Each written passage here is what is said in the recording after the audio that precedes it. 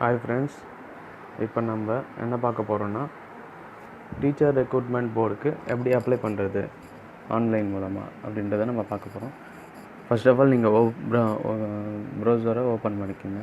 அதில் trb.tn.nic.in என்ற இணையதளத்துக்கு நம்ம போக போகிறோம். அதுக்குள்ளே அந்த வெப்சைட்டுக்குள்ளே போனீங்கன்னா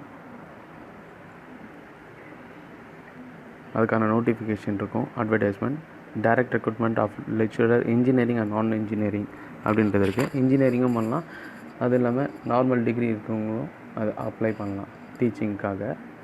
ஸோ நம்ம அதுக்குள்ளே போகிறோம். அதுக்குள்ளே போனீங்கன்னா click year for notification, click year for syllabus ரெண்டு இருக்கும். அதில் நம்ம ஃபஸ்ட்டு அட்வர்டைஸ்மெண்ட் என்னென்னு பார்ப்போம். நோட்டிஃபிகேஷன் அதில் 2 வகை இருக்குது. இங்கிலீஷ்லேயும் பார்க்கலாம், தமிழ்லேயும் பார்த்துக்கலாம்.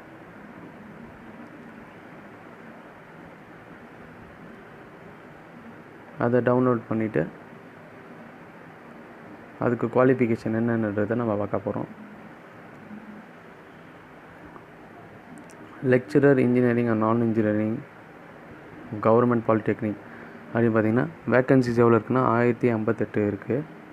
சேலரி பார்த்தீங்கன்னா 15,000 ரூபாயிலேருந்து 39,000 ரூபாய் வரைக்கும் இருக்குது. லாஸ்ட் டேட் பார்த்தீங்கன்னா ஆன்லைன் மூலமாக அப்ளை பண்ணுறது லாஸ்ட் டேட் பார்த்தீங்கன்னா 7/7/2017. ரைட்டிங் எக்ஸாமினேஷன், அதாவது எக்ஸாம் டேட் பார்த்திங்கன்னா 13/8/2017. அப்புறம் இது வந்து கேஸ்ட்டுக்கான சீட்ஸ் அலோகேட் பண்ணியிருக்காங்க. இதே நீங்கள் பார்த்துக்கலாம்.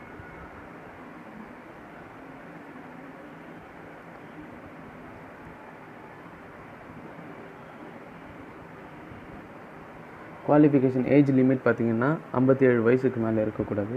அதே மாதிரி எஜுகேஷன் குவாலிஃபிகேஷன் பார்த்திங்கன்னா இன்ஜினியரிங்காக இருக்கவங்களும் அப்ளை பண்ணலாம், நான் இன்ஜினியரிங் அதாவது மாஸ்டர் டிகிரி வச்சுருக்கவங்களும் அப்ளை பண்ணலாம்.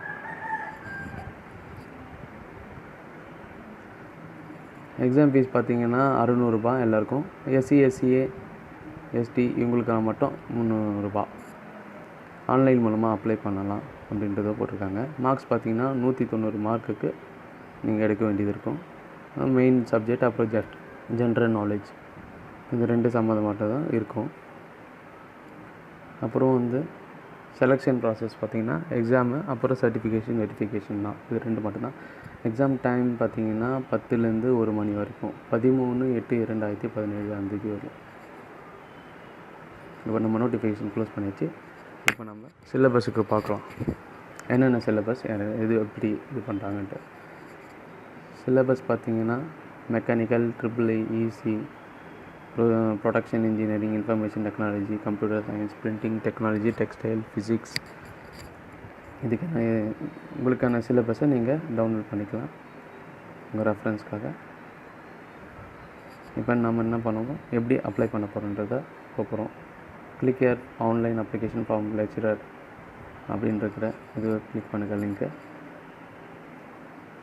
அதில் இன்ஸ்ட்ரக்ஷன் ஃபார் ரெஜிஸ்ட்ரேஷன், பதிவு செய்வதற்கான அறிவுறுத்தல் அப்புறம் field indicated by asterisk mark are monetary.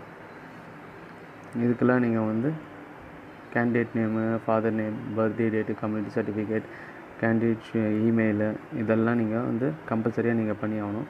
ஏன்னா அப்போ தான் லாகின் பாஸ்வேர்டு உங்களுக்கு வரும். அதை வச்சு தான் நீங்கள் அப்ளை பண்ண போகிறீங்க. எக்ஸ்ட்ரா கேரக்டர்ஸை வச்சு நீங்கள் க்ரியேட் பண்ணக்கூடாது. ஸ்டெப் 2ல் பார்த்தீங்கன்னா நீங்கள் பதிவு பண்ணதை எடிட்டும் பண்ணிக்கலாம், அப்புறம் சப்மிட் பண்ணலாம். ஒன்ஸ் சப்மிட் ஆகிடுச்சுன்னா அதை எடிட் பண்ண முடியாது. அப்புறம் இந்த ஸ்டெப்ஸ் எல்லாத்தையும் நீங்கள் பார்க்கணும். ஃபோட்டோஸ் பார்த்திங்கன்னா 50 KB மேலே இருக்கக்கூடாது. பேமெண்ட் மோட்னா ஆன்லைன் பேமெண்ட் மோட் பண்ண முடியும்.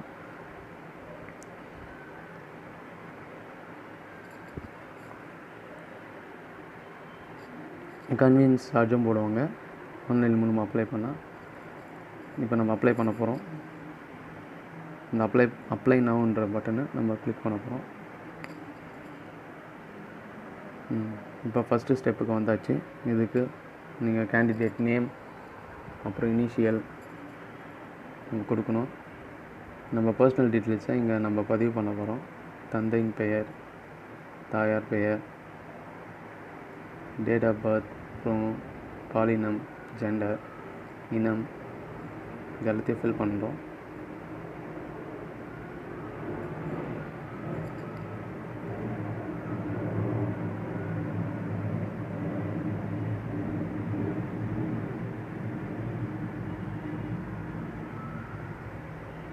கம்யூனிட்டி எல்லாமே இது பண்ணிவிட்டு சைடில் உங்கள் ஏஜும் காட்டிடும், எத்தனை ஏஜ்னு சொல்லிட்டு.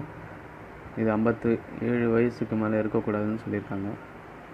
அதாவது இமெயில் ஐடியும் மொபைல் நம்பர், அப்புறம் கன்ஃபார்ம் இமெயில் ஐடி, அப்புறம் ஆல்டர்னேட்டிவ் மொபைல் நம்பர் இதுவும் நீங்கள் கொடுத்தாகணும் கம்பல்சரியாக.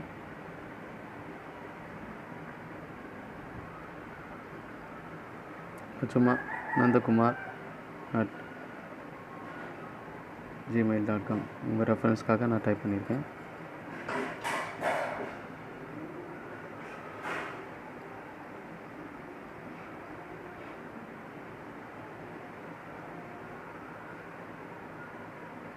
நான் இன்ஜினியரிங் பார்த்தீங்கன்னா மாஸ்டர் டிகிரி தேவை. ஆல்டர்னேட்டிவ் மொபைல் ஐடி கொடுக்குறேன், என் மொபைல் நம்பரை கொடுத்துட்டேன். அது எடுக்கலைன்னா இன்னொரு மொபைல் நம்பர் கொடுத்துருக்கேன். முகவரி அட்ரஸ்ஸு நான் இப்போ டைப் பண்ண போகிறேன்.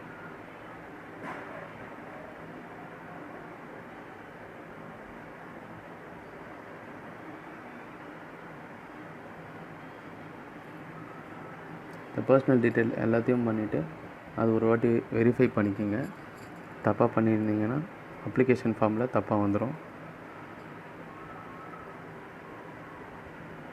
ஸோ ஒரு வாட்டி பார்த்துக்குங்க.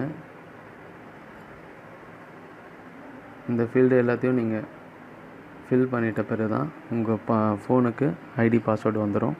அந்த ஐடி மூலமாக நம்ம இப்போ லாகின் பண்ண போகிறோம். இங்கே கேட்குது பாஸ்வேர்டு, என்ன பாஸ்வேர்டுன்றதை நம்ம டைப் பண்ணணும்.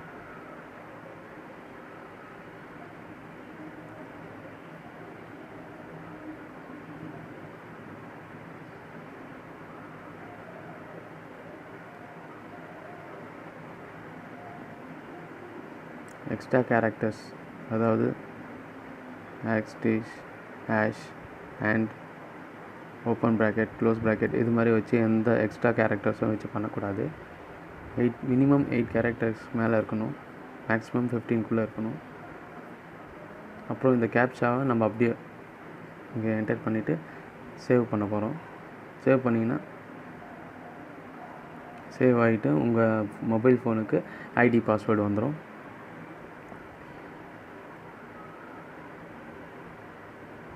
இது மாதிரி வந்துடும். Click here to login. நீங்கள் முடிச்ச அப்புறம் இப்படி வந்துடும். இதை நான் ஒரு ரிஜிஸ்டர் பண்ணியிருக்கேன், ஸோ அதனால் காட்டுது. இது மாதிரி வந்துடும். இப்போ உங்கள் அப்ளிகேஷன் ஃபார்மை நீங்கள் ஃபில் பண்ணி இது மாதிரி லாகின் பண்ணிட்டீங்க. லாகின் பண்ணோடனே நீங்கள் ஃபஸ்ட்டு என்ன என்டர் பண்ணீங்களோ அதெல்லாம் காட்டிடும். இப்போ எஜுகேஷன் டீட்டெயில்ஸை நம்ம ஃபில் பண்ண போகிறோம். 10th 12th அப்புறம் பிடெக் அதர்ஸ் கூட நீங்கள் பண்ணலாம்.